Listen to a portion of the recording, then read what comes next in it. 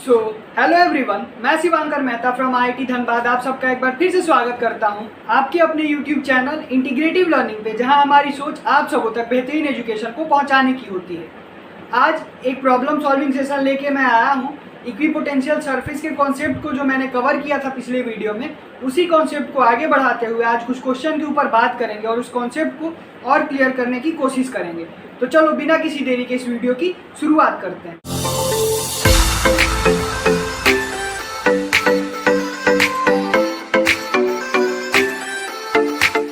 सबसे पहला क्वेश्चन, इस क्वेश्चन में हमारे पास एक इक्विपोटेंशियल सरफेस गिवन है जो कि फिगर में शो किया हुआ है। हमें इसके मैग्नीट्यूड और डायरेक्शन की बात करनी है, इलेक्ट्रिक फील्ड के मैग्नीट्यूड और डायरेक्शन की, इसकी वजह से जो होगा।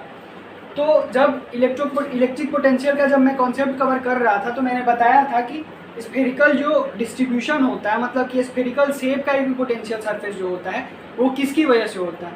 3 तरह के सरफेसेस की बात हुई थी। तो ये जो सरफेस है ये स्फेरिकल तो नहीं है, लेकिन इसको हेमी स्फेरिकल सरफेसेस हम कह सकते हैं। तो स्फेरिकल सरफेस किसकी वजह से होता था इक्विपोटेंशियल सरफेस? पॉइंट चार्ज की वजह से। तो अगर इसमें हम देखें तो ये भी पॉइंट चार्ज की वजह से होगा इक्विपोटेंशियल सरफेस, और पॉइंट चार्ज कहाँ प्लेस होगा? इसके सेंटर पे। यानी कि यहाँ पे अगर किसी क्यू चार्ज को प्लेस करते हैं तो उसकी वजह से जो स्फेरिकल सरफेस, मतलब उसके अराउंड जो स्फेरिकल सरफेस होता है उस पूरे सरफेस पे पोटेंशियल सेम होता है के क्यू अपॉन आर, इसलिए वो उस चार्ज के लिए इक्विपोटेंशियल सरफेस होता है। तो यहाँ पे भी एक पॉइंट चार्ज क्यू रखा होगा यहाँ पे, और इस चार्ज के लिए ये जो तीनों सरफेसेज हैं वो इक्विपोटेंशियल सरफेस है। ये जो सरफेस है वो 10 सेंटीमीटर अपार्ट है, ये जो सरफेस है वो 20 सेंटीमीटर और ये 30 सेंटीमीटर अपार्ट है, और हर एक सरफेस पे पोटेंशियल गिवन है 60, 30 एंड 20 रिस्पेक्टिवली। तो यहाँ से हमें इलेक्ट्रिक फील्ड चाहिए। तो हमें क्या मालूम है? हमें पोटेंशियल मालूम है। तो पोटेंशियल का फॉर्मूला कितना होता है? इसकी वजह से किसी आर डिस्टेंस पे अगर चार्ज क्यू की वजह से पोटेंशियल की बात करें, potential due to charge Q at distance R, तो कितना हो जाता है? के क्यू अपॉन आर। क्योंकि ये स्केलर क्वांटिटी, स्केलर की तरह ट्रीट होता है तो डायरेक्शन का कोई मतलब नहीं होता। तो अगर किसी सरफेस पे लिखे, मान लो कि इस सरफेस पे लिखते हैं, तो पोटेंशियल कितना है? 60 वोल्ट इज इक्वल टू के क्यू अपॉन आर। तो के क्यू कितना आ जाएगा? 60 वोल्ट इंटू आर कितना है? 10 सेंटीमीटर। तो ये आ गया 6 के क्यू 6 वोल्ट मीटर, यही आएगा। के क्यू कितना आ गया? 6 वोल्ट मीटर। देखो यहाँ से सेम अगर इस सरफेस के लिए के क्यू निकालेंगे तो देखो सेम आ जाएगा। सेकेंड सरफेस के लिए निकाल के देखते हैं, मतलब कि किसी सरफेस पे तुम निकालोगे तो जो के क्यू है वो सेम आएगा। यहाँ पे आर कितना है? 20 सेंटीमीटर, तो इसको रखेंगे तो 6 वोल्ट मीटर आ गया। तो यहाँ से के क्यू आ गया। अब हमें क्या फाइंड करना है? इलेक्ट्रिक फील्ड का मैग्नीट्यूड। तो इलेक्ट्रिक फील्ड का मैग्नीट्यूड कितना होता है? इलेक्ट्रिक फील्ड की बात करें अगर पॉइंट चार्ज की वजह से तो कितना हो जाता है? के क्यू अपॉन आर स्क्वायर। तो इलेक्ट्रिक फील्ड कितना हो जाएगा? के क्यू तो फाइंड कर लिया हमने। तीनों सरफेसेस पे जो के क्यू है, मतलब तीनों किसी सरफेस की बात होगी, इस सरफेस की वजह से जो डेटा गिवन है उससे फाइंड करें, इस सरफेस पे जो डेटा गिवन है उससे फाइंड करें, तीनों से फाइंड करेंगे तो के क्यू हमें ये मिल रहा है। यानी कि के क्यू कॉन्स्टेंट है थ्रू आउट दी सरफेस, मतलब through out the structure given. तो यहाँ पे कितना हो जाएगा? के क्यू 6 वोल्ट मीटर, और ये आर स्क्वायर, क्योंकि आर डिस्टेंस पे हमें निकालना है, किसी फिक्स डिस्टेंस पे तो निकालना नहीं है। तो इलेक्ट्रिक फील्ड कितना हो जाएगा? 6 upon R square volt per metre, यही होगा। देखो इसका यूनिट वोल्ट मीटर, आर का यूनिट मीटर स्क्वायर, तो volt metre upon metre square करेंगे तो वोल्ट पर मीटर होता है। और इलेक्ट्रिक फील्ड का क्या होता है? यूनिट वोल्ट पर मीटर, या फिर अगर उस टर्म में बात करते हैं तो न्यूटन कितना हो जाता है? न्यूटन पर कूलम। तो ये हो गया इलेक्ट्रिक फील्ड। तो अब मैग्नीट्यूड तो हमने फाइंड कर लिया, इसके बाद क्या फाइंड करना है? डायरेक्शन फाइंड करना। तो डायरेक्शन कैसे फाइंड होता है? इसमें इक्विपोटेंशियल सरफेस अगर गिवन हो तो इक्विपोटेंशियल सरफेस के परपेंडिकुलर होता है इलेक्ट्रिक फील्ड होता है, ये बताया है मैंने थ्योरी में।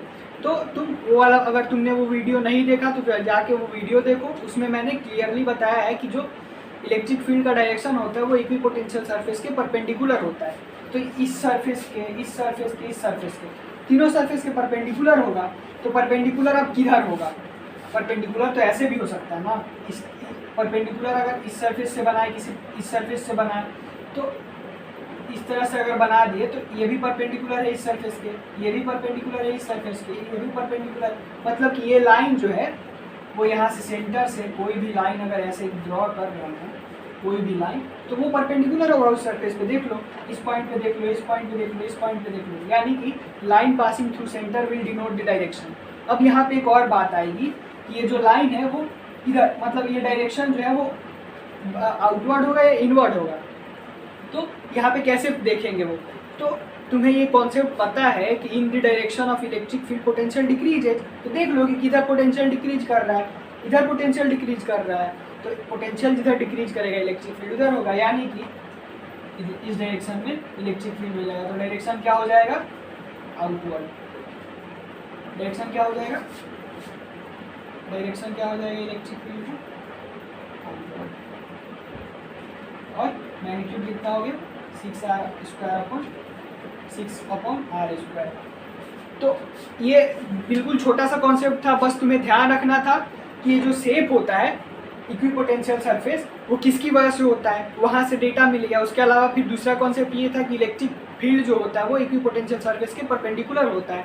उसके बाद फिर ये कॉन्सेप्ट यूज हुआ कि इलेक्ट्रिक फील्ड और पोटेंशियल का रिलेशन क्या होता है, मतलब कि अगर पोटेंशियल घट रहा है तो इलेक्ट्रिक फील्ड, मतलब कि उसी डायरेक्शन में इलेक्ट्रिक फील्ड का डायरेक्शन होता है, तो यहाँ से इसका डायरेक्शन आ गया। तो चलो देखते हैं नेक्स्ट क्वेश्चन। नेक्स्ट क्वेश्चन में क्या गिवन है, एक पॉजिटिव पार्टिकल है जिसका मैग्नीट्यूड 1 कूलम है, वो मूव कर रहा है कि यूनिफॉर्म इलेक्ट्रिक फील्ड में। इलेक्ट्रिक फील्ड गिवन है हमारे पास 100 वोल्ट पर मीटर। वो इस तरह से इलेक्ट्रिक फील्ड में मूव कर रहा है कि वो उसका स्पीड जो है वो इंक्रीज कर रहा है। तो इलेक्ट्रिक फील्ड अगर पॉजिटिवली चार्ज पार्टिकल है, इलेक्ट्रिक फील्ड अगर ऐसे है तो वो किधर मूव करेगा ताकि उसका स्पीड बढ़े। फोर्स तो उसको इसी डायरेक्शन में लग रहा होगा, क्योंकि पॉजिटिव चार्ज पे यूनिफॉर्म इलेक्ट्रिक फील्ड में, मतलब कि पॉजिटिव चार्ज पे अगर इलेक्ट्रिक फील्ड इधर है तो उधर ही फोर्स लगता है, इन the direction of electric field. Positive charge पे उधर ही फोर्स लगेगा तो उसका स्पीड बढ़ेगा, यानी कि कुछ इस डायरेक्शन में वो मूव कर रहा है अगर इलेक्ट्रिक फील्ड का डायरेक्शन ये है। अब क्या बोल रहा है, पार्टिकल जो है वो पहले रेस्ट पे है एक इक्विपोटेंशियल प्लेन पे, ये हो गया इक्विपोटेंशियल प्लेन, और इस पे रेस्ट पे इसका वेलोसिटी जो है वो 0 है इस प्लेन पे। अब क्या हो रहा है, यहाँ से स्पीड बढ़ रहा है, उसके बाद फिर इतना सेकेंड पे वो दूसरे इक्विपोटेंशियल प्लेन पे जा रहा है, और इसका पोटेंशियल जो है वो 10 वोल्ट है। हमें क्या फाइंड करना है, डी फाइंड करना है। हमारे पास क्या गिवन है, ई गिवन है। ई कितना है 100 वोल्ट पर मीटर, यही है।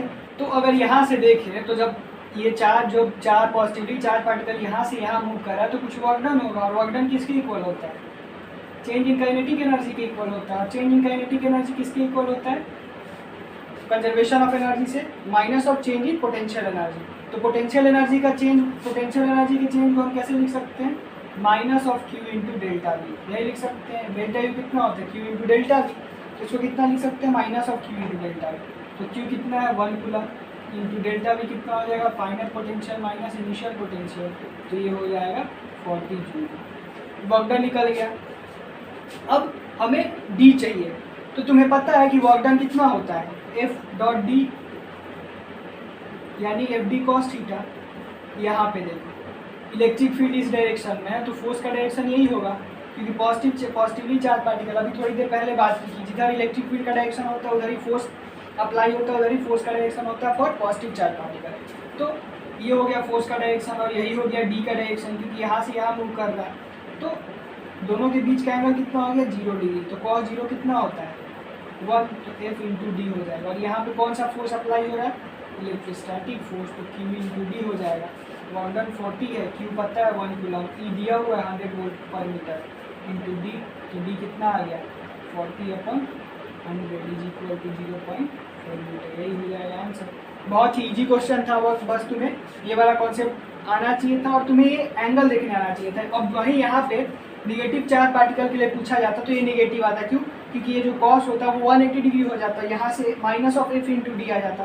तो ये जो उस हिसाब से पोटेंशियल यहाँ पे दिया होता, क्योंकि डिस्टेंस तो निगेटिव होगा नहीं, तो उस हिसाब से पोटेंशियल यहाँ पे गिवन होता है, क्योंकि इलेक्ट्रिक फील्ड के डायरेक्शन में पोटेंशियल डिक्रीज करता है। तो इलेक्ट्रिक फील्ड का डायरेक्शन ये है तो पोटेंशियल डिक्रीज करेगा। अब उस हिसाब से अगर निगेटिवली चार्ज पार्टिकल होता ना तो इलेक्ट्रिक फील्ड का डायरेक्शन कुछ इधर होता है जिधर पोटेंशियल इंक्रीज कर रहा है, तो उसके अकॉर्डिंग डेटा, यानी कि ये जो डेटा गिवन होता है फिजिक्स में वो कंडीशन को और सिचुएशन को सेटिस्फाई करके दिया हुआ रहता है क्वेश्चन में। तुम देख लो यहाँ से डिस्टेंस पॉजिटिव है, अगर यही केस तुम नेगेटिवली चार्ज पार्टिकल के लिए सोचो और उसके लिए सोचो और एक बार अप्रोच ट्राई करके तुम हमको टेलीग्राम ग्रुप पे भेज सकते हो। कॉपी पे सॉल्व करो और उसका फ़ोटो क्लिक करके टेलीग्राम ग्रुप पर भेजो। अगर तुम्हें उस कॉन्सेप्ट में कोई डाउट होता है तो हम वहाँ पे तुम्हें बताएंगे। तो इसको सेम क्वेश्चन को तुम्हें नेगेटिवली चार्ज पार्टिकल के लिए अप्लाई करना है, क्योंकि यहाँ पे तो कुछ फिक्स किया हुआ नहीं है कि इलेक्ट्रिक फील्ड का डायरेक्शन किधर है, बस ये गिवन है कि वो स्पीड अप हो रहा है। तो इस कॉन्सेप्ट को ध्यान रखते हुए उस क्वेश्चन को ट्राई करना और टेलीग्राम ग्रुप पे अपने सॉल्यूशन भेजो। हम वहाँ पे तुम्हारे सॉल्यूशन देखेंगे और पता चल जाएगा हमें कि तुम्हारा कॉन्सेप्ट क्लियर हुआ है कि नहीं। तो चलो अब नेक्स्ट क्वेश्चन की तरफ मूव करते हैं। तो चलो देखते हैं नेक्स्ट क्वेश्चन। इस क्वेश्चन में हमारे पास ये मैप गिवन है इक्विपोटेंशियल सरफेस का, और इस मैप से रिलेटेड कुछ क्वेश्चन हमसे पूछे गए हैं, उसका आंसर देना है। तो चलो देखते हैं क्या है। पहला हमें दिया हुआ है कि किस पोजीशन पे इलेक्ट्रिक फील्ड ग्रेटर होगा, ए पे या सी पे। तो तुम देख पा रहे होगे कि इन दोनों सरफेस का पोटेंशियल डिफरेंस कितना है, 200। इन दोनों का 200, इन दोनों का 200, तीनों के बीच का पोटेंशियल डिफरेंस सेम है। तो हमें डिस्टेंस देखना पड़ेगा। डिस्टेंस जिसका ज़्यादा होगा और उसका इलेक्ट्रिक फील्ड कम होगा, क्योंकि पोटेंशियल डिफरेंस सेम है। तो पोटेंशियल डिफरेंस सेम रखने के लिए अगर डिस्टेंस ज़्यादा है तो इलेक्ट्रिक फील्ड को कम होना पड़ेगा, अगर डिस्टेंस कम है तो इलेक्ट्रिक फील्ड को ज़्यादा होना पड़ेगा। तो इन दोनों के बीच का इलेक्ट्रिक फील्ड, ये डिस्टेंस जो है वो ज़्यादा है और इन दोनों के बीच का डिस्टेंस जो है वो कम है। तो देखो डेल्टा भी तो सेम है, delta V1 is equal to delta V2। तो E1 into D1 is equal to E2 into D2, यही होना चाहिए।